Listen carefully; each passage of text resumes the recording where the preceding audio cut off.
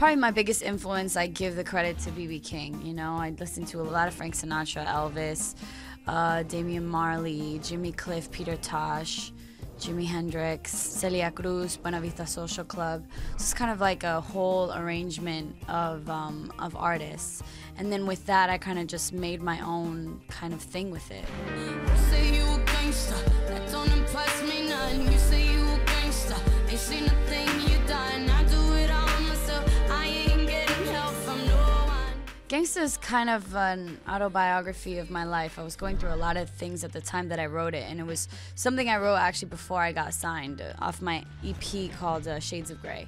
It was something that I put out myself. I had just come out of a relationship, and I was kind of in this middle ground between, you know, being single and kind of detaching yourself from that world that you had known so much and that you identified with so much, and kind of like stripping yourself away from that person that was always next to you that kind of defined who you were. So in a sense, I felt so kind of bare at the moment, and obviously, you know, I was working so much just to get back on my feet because I had definitely fallen off the wagon. I had family issues back at home, so it was just a big frustration that I had that I wanted to get off my chest. Like I said, I bottle things up and then I release them.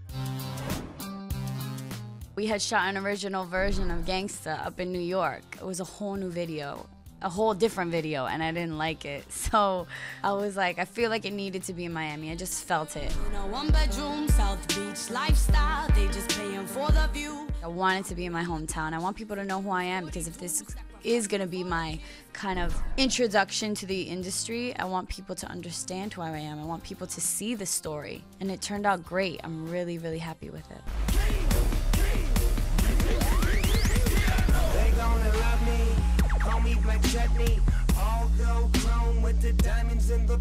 Snoop is dope. Snoop's a really nice, funny guy. I did an interview with him and he's hilarious. It's funny because I worked with Angela Hunt, who had written on his Snoop Lion album. She was down in Jamaica with him right after that. We had gone in together and she was playing me the album. And I was just like, yo, I'm in love. Like, I'm just so happy that he's doing what he loves to do, you know, which is reggae.